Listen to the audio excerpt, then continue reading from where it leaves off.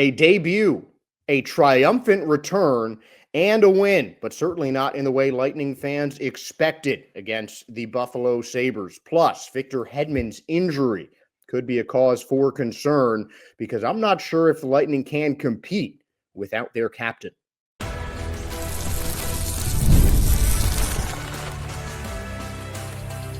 You're Locked On Lightning, your daily podcast on the Tampa Bay Lightning, part of the Locked On Podcast Network, your team every day.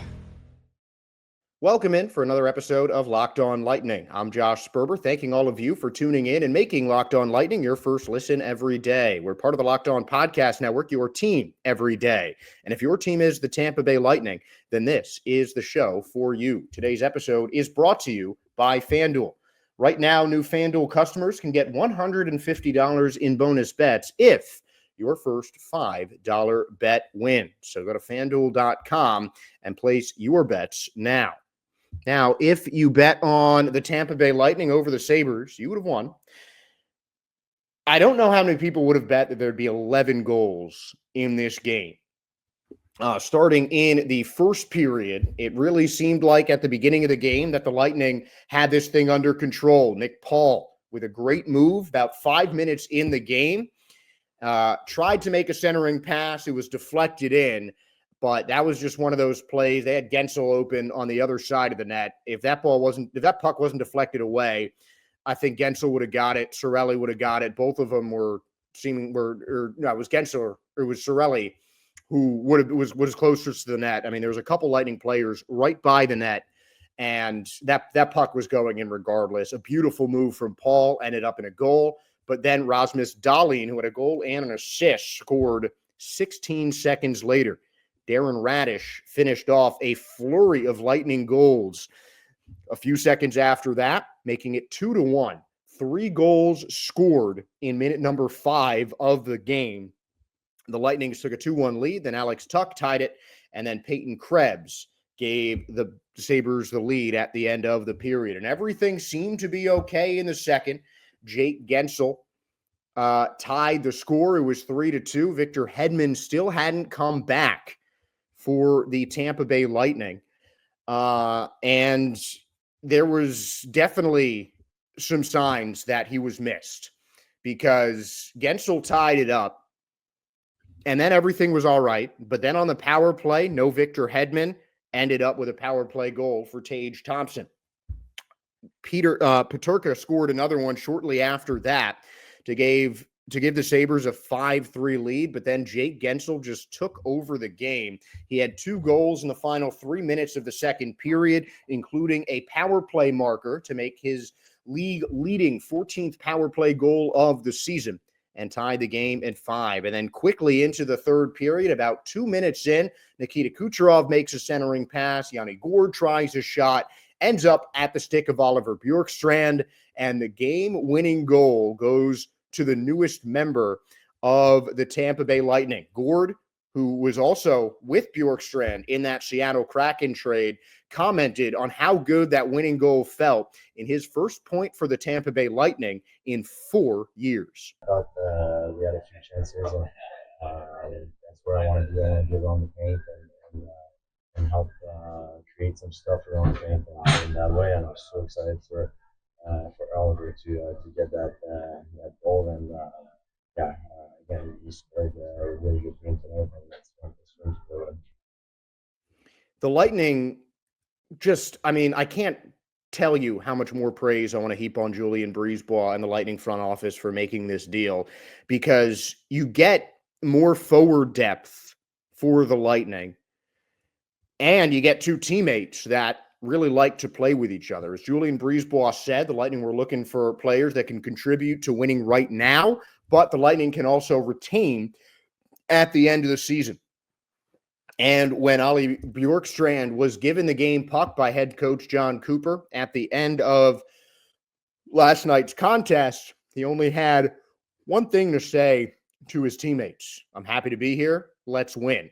And that is exactly what showed out. Bjorkstrand and Yanni Gourde debuted on the third line for the Tampa Bay Lightning, pushing up Nick Paul to the second line, which I think really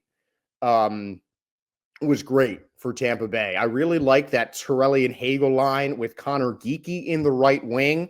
Of course, he is down in Syracuse, but I think Nick Paul is kind of a similar player to Connor Geekie, a physical two-way forward that is just as effective muscling up guys on defense as he is putting pucks in the net on offense. And Nick Paul, that first goal of the game, 19 points, 16 assists through 56 games this season. And he is looking to become the next Lightning player to hit the 20-goal mark, which would make them 7 players deep in terms of 20-goal scorers. And the goal-scoring ability for the Tampa Bay Lightning is always going to be there. The defense, not so much. Again, playing without Victor Hedman certainly didn't help. Vasilevsky was not at his best, but those kind of things aren't going to happen every game. Vasilevsky has had less than 1 goal allowed average over the last couple weeks. I mean, he has just been so dominant lately that a slip up is not. It's not like it costs the Lightning the game. And it's coming off of just the second time this season that Vasilevsky played both ends of a back-to-back. They love playing at home for obvious reasons. You want to play your starting goalie, one of the best goalies in the world, in front of your home fans. But you also kind of had to play Vasilevsky against the Panthers. And he's just played more games. He played both ends of a back-to-back, 1 day off on Wednesday, and now back in the net against the Buffalo Sabres. I mean, that's just not easy. That's not an easy run of games to do, especially when he was very busy against Columbus and against Florida. But, I think if as a team you can come together when the defense isn't having its best day, the goalie is not having his best day, even when it's a guy like Vasilevsky, and you can still pull out a victory against a divisional team. I don't care how low Buffalo is in the standings right now. Yes, they're 10 points behind anyone else in the Atlantic Division, but that doesn't make this game any less important than it would if they were playing the Maple Leafs or the Panthers. It's still a must-win game at this point in the season against your division, especially since this was the first game the Bolts played against Buffalo all season long. So not only was it a divisional contest that they wanted to win, but you've got 2 more games against these Sabres in April, in the last month of the season, where the only thing left to decide is the playoff seeding. And a tone-setting game like this one, where this really, by many accounts, was not one of the Lightning's best games. They turned the puck over way too much in the center of the ice. Not having Hedman there really hurt them in transition. And again, just too many giveaways. Nikita Kucherov was benched at the end of the second period. Partly, I think, because of his lack of effort on the last Buffalo goal of the night. And he ended up coming back in the third period and making a crucial stick check on a pass, poking the puck away from what would have been a wide open Sabres player, would have led to a one-on-one versus Vasilevsky and potentially tied the game about halfway through the third period. But Nikita Kucherov saved a potential shot before Eric Chernak's block ended the game with a Tampa Bay Lightning victory. A couple other notes. Jake Guentzel scored his 7th hat trick of his NHL career and his 2nd as a member of the Lightning players. He is second to only Brian Bradley among the fastest Lightning players to reach 30 goals in 61 games. And Guentzel is now in a tie with Tage Thompson and former teammate Cam Atkinson for the 3rd most hat tricks by an American-born player. Guentzel, Thompson, Max Pacioretty, and Cam Atkinson all have 7 career hat tricks. So Jake Guentzel still proving to be a fantastic move for the Tampa Bay Lightning. But despite, I should say, what this game shows, you need defense to win games in the National Hockey League. That is especially the case in the playoffs. Now, John Cooper was unsure of Victor Hedman's status for Saturday, which means I am unsure of the Tampa Bay Lightning status in terms of them being a contender without Victor Hedman in the lineup. So the question that I'll try to answer in the next segment for you guys is, can the Tampa Bay Lightning make a deep playoff run with or without Victor Hedman?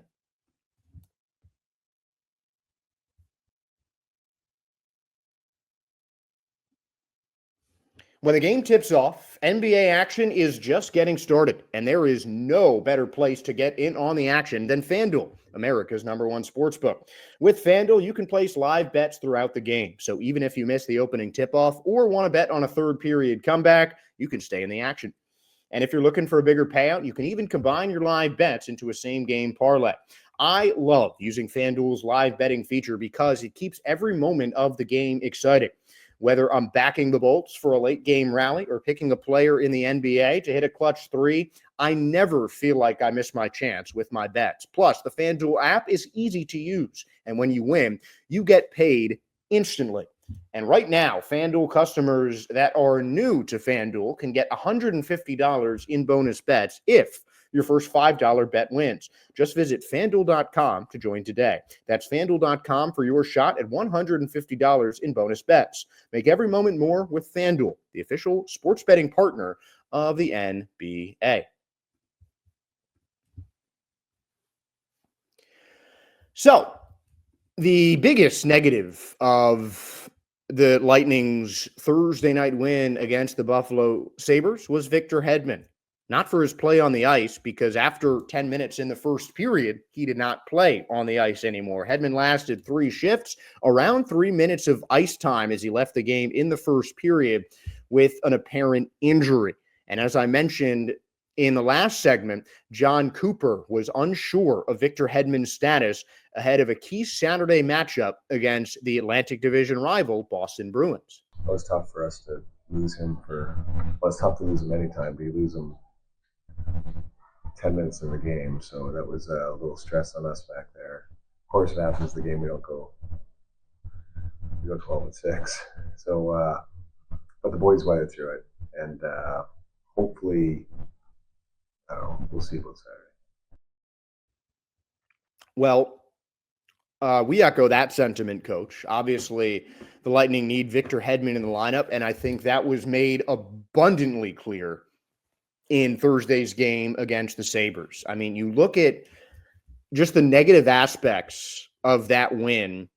A lot of them revolved around the defense. A lot of them revolved around the amount of giveaways in center ice and sloppy passing in transition, which was especially baffling considering when the Lightning had the puck in their offensive zone, they made some incredible passes.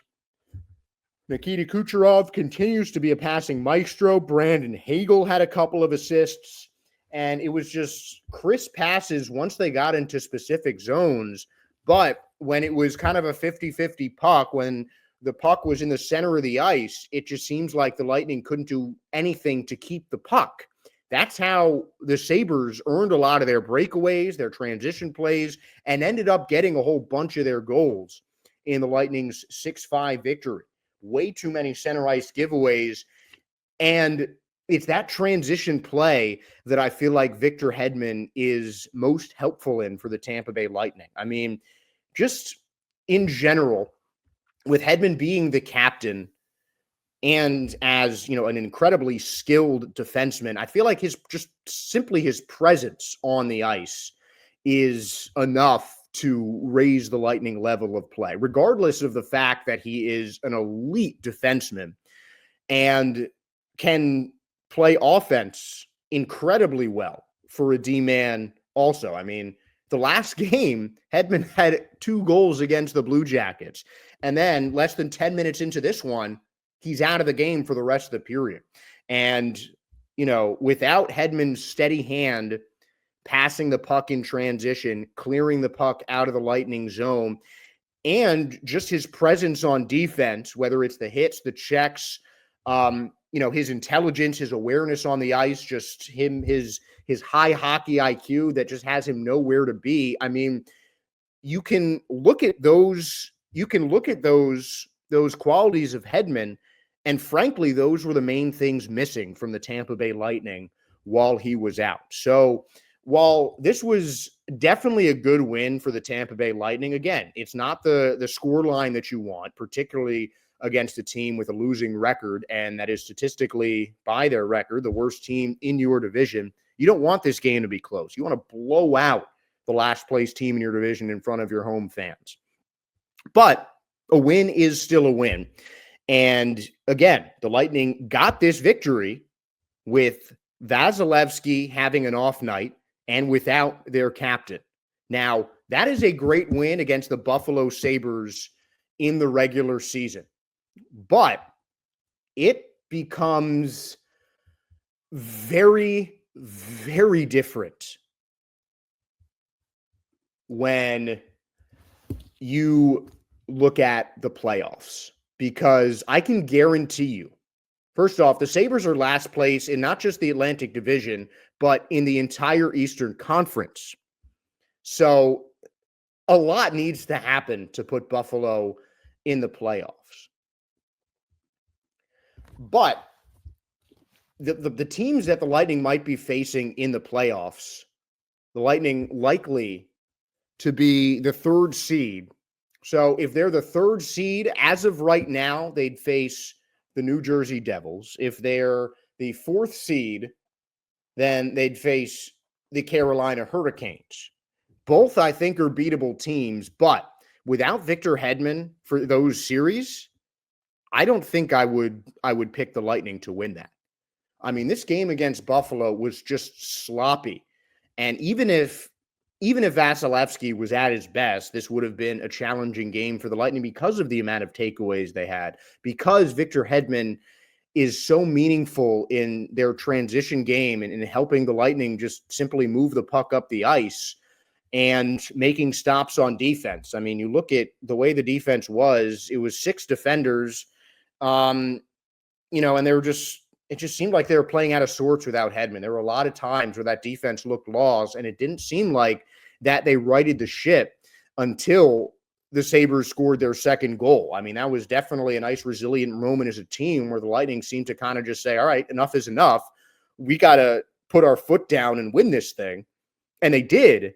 But in a playoff game against a team with 20 plus more points than the Buffalo Sabres, they're not going to let you come back into the game that easily. There's a difference that there were trade rumors swirling one of the goal scorers tonight and one of the Sabres' best and most popular players in Alex Tuch, among many other guys on that roster. There are rumored trades of Tuch and Peterka going to the same team, each going to a different team. I mean, the Sabres are certainly in the selling market with the trade deadline nearing a close. But it's just a different animal in the postseason. And the Lightning aren't going to be able to get away with a game like this in the postseason. Now, I'm not saying that just because they don't have Victor Hedman, it means that they're going to play this poorly on defense, for any game without him. There's certainly enough Lightning players that can step up, some solid defensive options in Syracuse right now that the Lightning could potentially utilize as a temporary replacement if Hedman isn't out for too long or if he's out for a couple of weeks. Hopefully he's not, because the Lightning are at their best with Victor Hedman. I think a healthy Tampa Bay Lightning team is a serious Stanley Cup contender. I think that trade, getting Gordo back and getting, and getting Bjorkstrand from the Kraken as well in that same deal, I think really it didn't completely fix the Lightning depth problem, but it helped them enough that it gives that forward unit another boost. And you already saw it. Bjorkstrand got the winning goal, primary assist to Yanni Gourde. So they have already made a very clear impact for the Tampa Bay Lightning. But the clearest thing that came out of this win against the Buffalo Sabres is that the Tampa Bay Lightning absolutely need Victor Hedman on defense. They need him playing the most shifts. They need him spending the most time on ice to have postseason success and reach the full potential of this team. Because I think many people are still viewing the Lightning as a dark horse, but after the win against Buffalo, the Lightning are now even on games played with Toronto, have a game in hand against the first place Florida Panthers, and are 3 points with a game in hand out of first place. Meanwhile, 1 point away from the Maple Leafs in second place. So right now, the season series does favor both the Maple Leafs and the Panthers with the Tampa Bay Lightning. But the Lightning have an outside shot of sneaking their way to the top of the Atlantic Division. And the regular season, again, they can get by with Victor Hedman missing some time, but I can promise you that they will not go that far. They will not have, the same winning success as consistently as they did tonight without Victor Hedman in the lineup for the postseason. So certainly wish him a speedy recovery and hope that Cap gets back into the Lightning lineup soon. Obviously, the goal is for him to play on Saturday against the Boston Bruins. The third time the Lightning and Bruins will face off, and the first of 2 times in a week. We're going to preview the first of the Lightning's final 2 games against the Boston Bruins, this being their last one at Amalie Arena in the 2024-25 NHL season.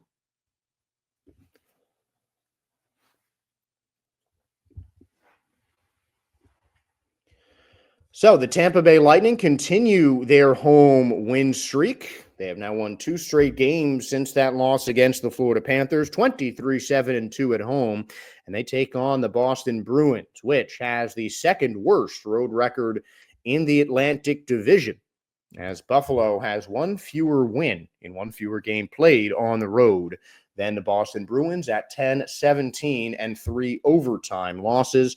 2 wins in their last 10 for Boston and 3 straight losses. It is pretty clear and safe to say that the Bruins are struggling right now. I mean, it was something that I remember mentioning earlier in the season when the Bruins were still ahead of the Lightning in the division standings, that they were a team that the Lightning could catch. Since they fired their coach so early in the season, the Bruins were a vulnerable squad. They made a couple of deadline deals to try and keep themselves in the thick of the playoff race.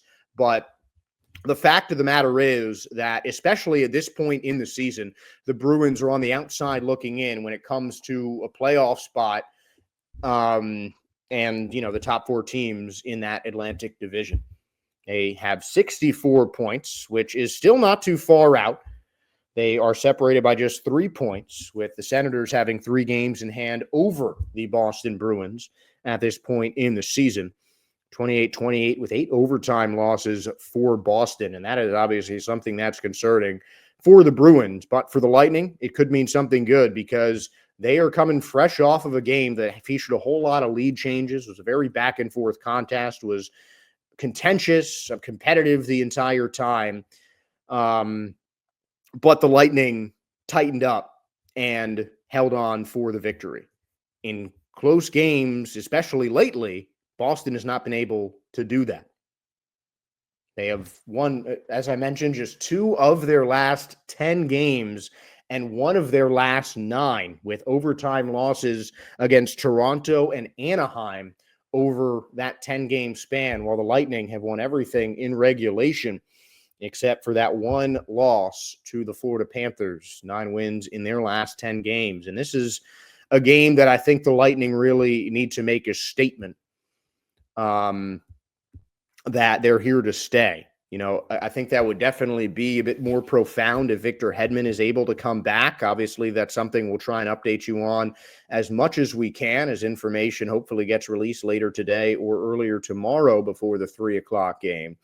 But this is a game that I think the Lightning are going to want to win emphatically, because that Sabres game was a bit too close for comfort.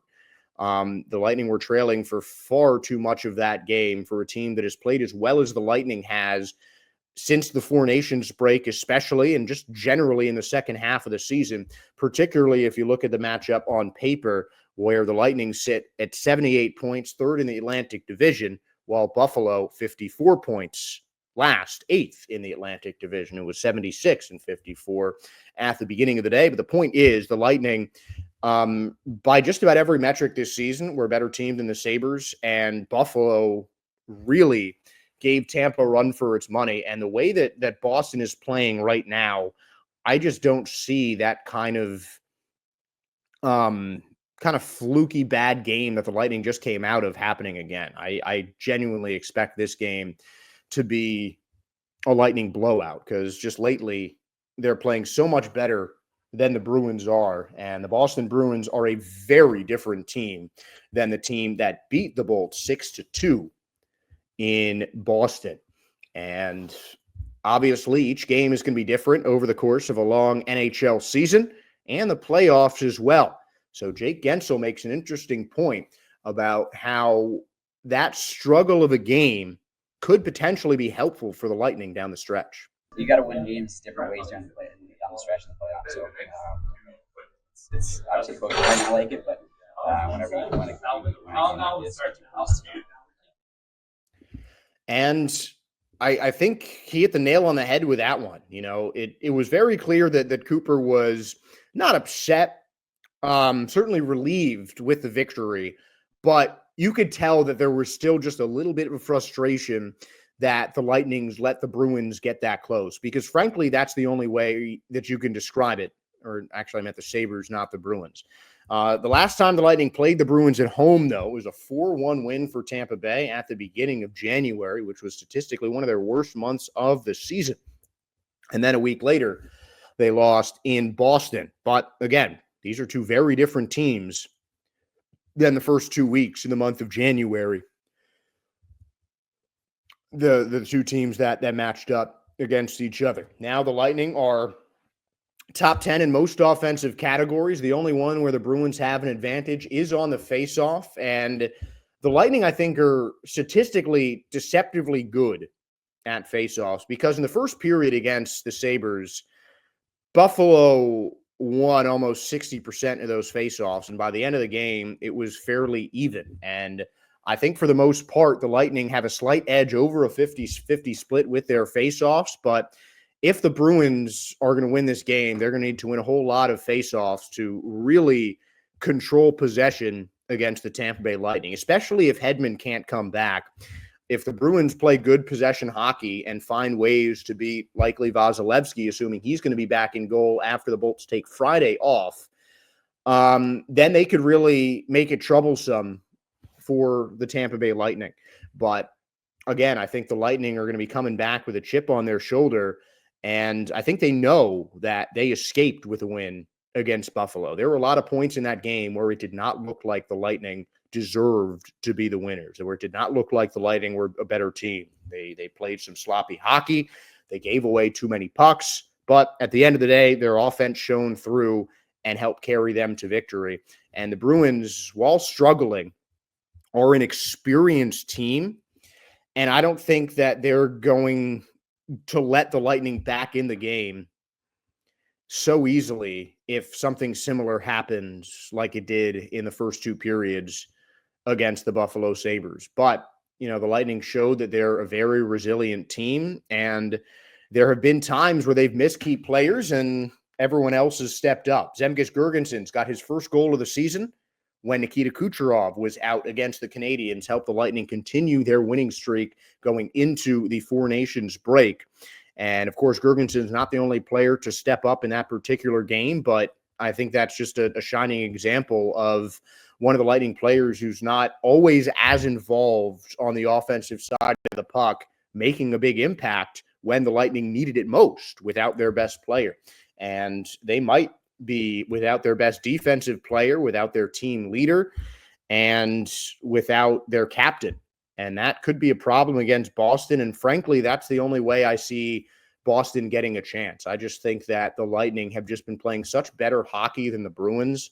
And right now, especially after a game that was a lot more difficult than they had wanted against Buffalo, they're going to come out with a vengeance. And I think we're going to see a really hot start, similar to that game against the Blue Jackets when the Lightning were still fuming off a loss to their rival Panthers. They go out, score their fastest 2 goals in a matter of years, third fastest 2 goals scored to start a game in franchise history. Now, I'm not going to go and predict that the Lightning are about to break another franchise record against Boston, because I think that's always something very difficult to predict. But I am going to say that the Lightning should win this one going away. I just think that right now the Bruins are a team on a downward spiral. I mean, there's been talks of Brad Marchand getting traded. And to talk about trading away a franchise great like that, one of the best players to ever put on a Bruins jersey, you have to be in some deep trouble to be thinking those kind of things about one of the best players to ever play for your team. So I think it'll be a Lightning victory against the Bruins, but it is certainly going to be one exciting to watch on Saturday. And that is going to do it for this week of Locked On Lightning. We'll be back on Monday. Until then, I want to thank you for making Locked On Lightning your first listen every day. Now, for your second listen, check out Locked On NHL Podcast, which brings you the league-wide stories daily that matter with the local coverage that you love from Locked On. Find Locked On NHL on YouTube or wherever you get your podcasts, and find Locked On Lightning on YouTube or wherever you get your podcasts. And please give us a like, a follow, and a subscribe. We really appreciate your guys' support as we do this show for you, the fans. So thank you for being fans. Thank you again for watching, and have a great weekend. And most importantly, go Bolts.